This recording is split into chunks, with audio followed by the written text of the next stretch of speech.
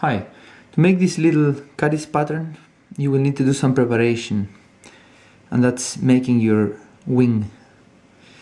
And for that I'm going to use these hen feathers that I find really beautiful. They have a nice spot pattern. Pick up just one that you like, take it out, and now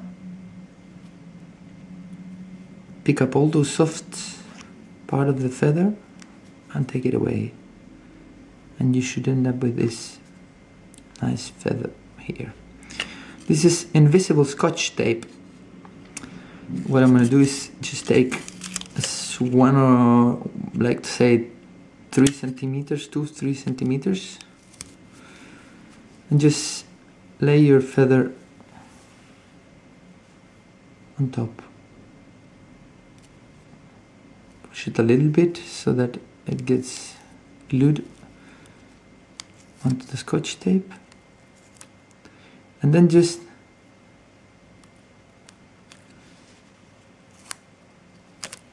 fold it in two, following the stem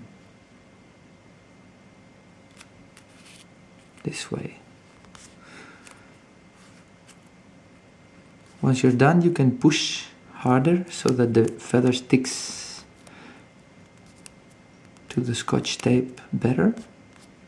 And now just the trimming to give shape to this little feather.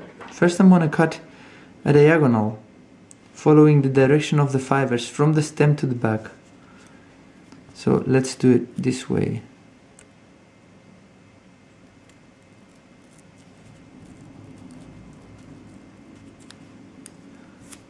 Then just simply round it up in a semicircle like this,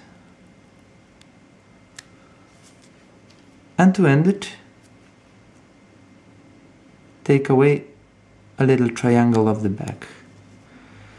This way you should end up with a more or less shaped caddis wing, which you can adjust, round up, make your back part a little bit rounder, and then adjust it to the length that you will need it for your fly.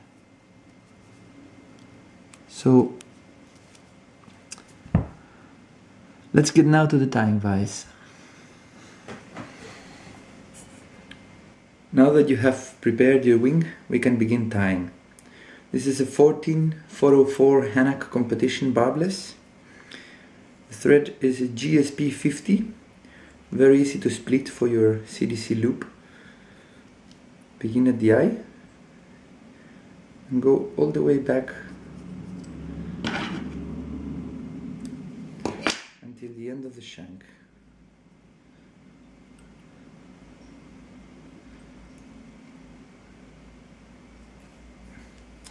Then tie in the CDC feather.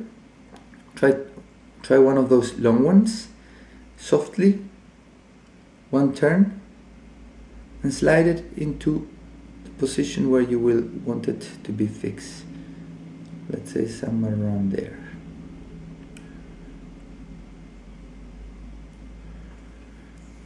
Go in front, tie it into position, and park your thread a little bit further than the half of the shank. Now, with the use of your hackle pliers, pick up this feather, bring it down, and twist it. And while you twist it, you roll it onto the shank to build that little segmented, tapered body.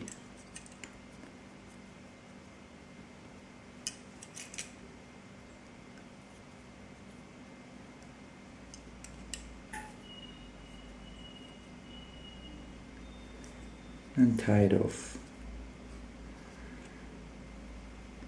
Once that you have it secured, release your hackle pliers and tie it really tight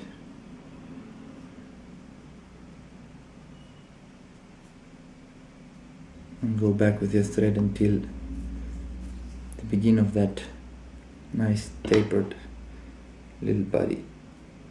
Remove the excess and all the excesses that you have in the body,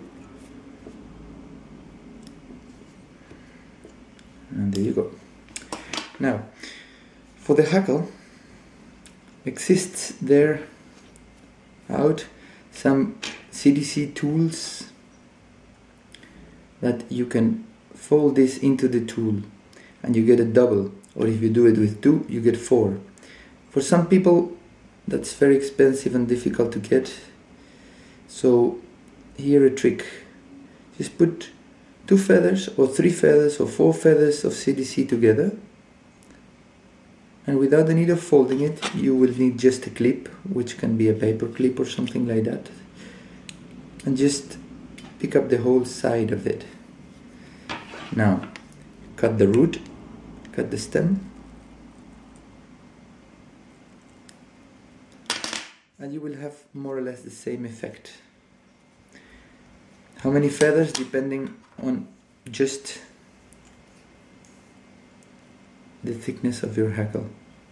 The use of your needle help with this movement to make your thread flat, and once you have it flat on your finger, split it. Put your loop inside, release it, and now hold the tension with these fingers, pick up your bobbin and roll it,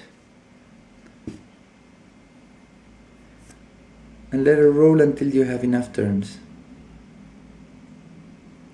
Once you think it's enough, keep the tension on the bobbin and release your fingers, letting all those turns pass into the hackle. What you should end up is with a nice little CDC brush like this. And once you're ready, just hackle it and help the fibers to go back with the use of your fingers, like this.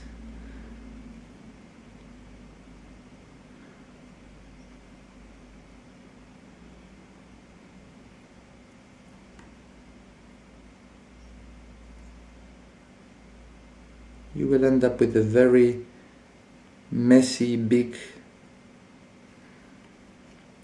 ball of CDC hackle. That's good. That's how it should be. Now, the wing that you prepared, you have it here. Simply slide it in to position and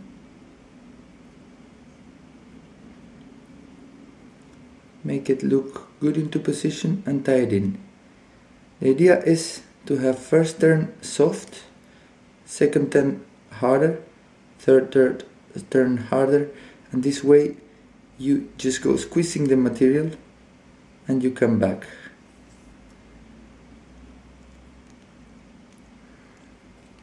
And you can back until where the end of the hackle was, more or less.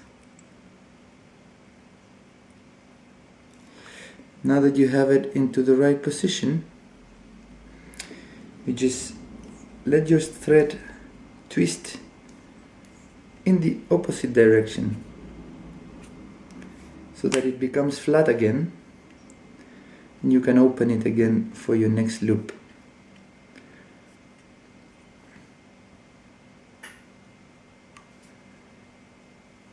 With the use of your needle, the same, make it flat.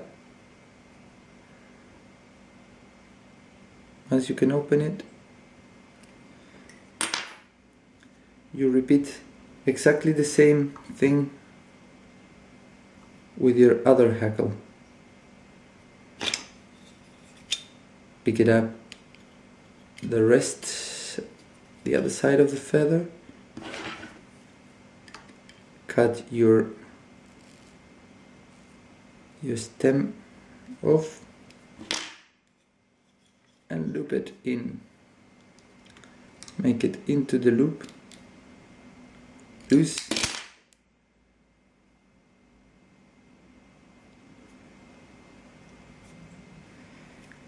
And once again, keeping the tension, let your bobbin roll.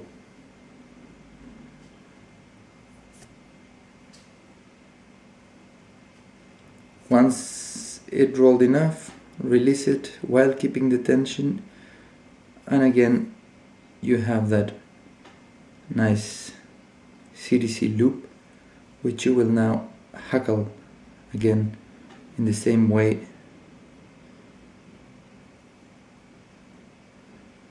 And the one before.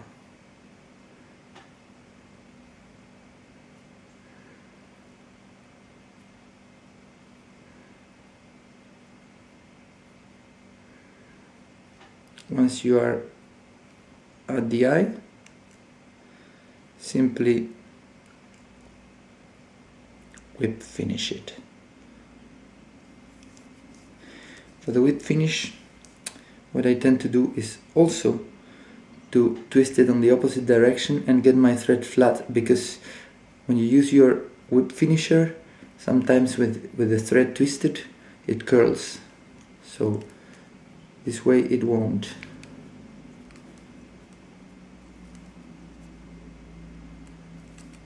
You just whip finish it, a lot of tension, and you're done. Now, the rest of this fly, what concerns the tying, is ready. The rest is a little bit of makeup. Turn it upside down. And I like this fly to sit completely flat on the surface of the water. So I'm gonna cut off all that hackle from the belly part.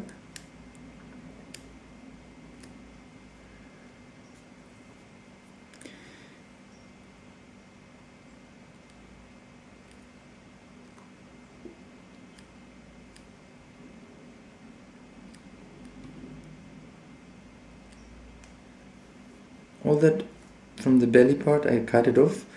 This way you should end up a little bit, trim the length of your hackle. With CDC, that's something you can do. It's not important, it's not like a normal hackle which you can touch after. And actually the most important part of this fly is the view from under, is the silhouette that it will give in the water. So you should end up with something like this. See here you have the silhouette of the shadow of that little wing behind.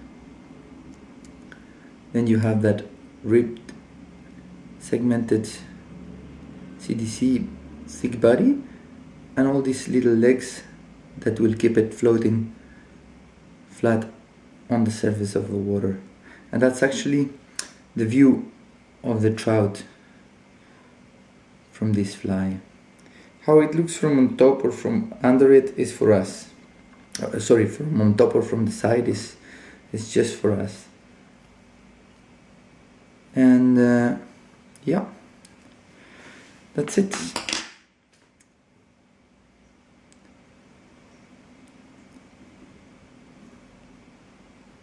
I hope you like it, and thanks for watching.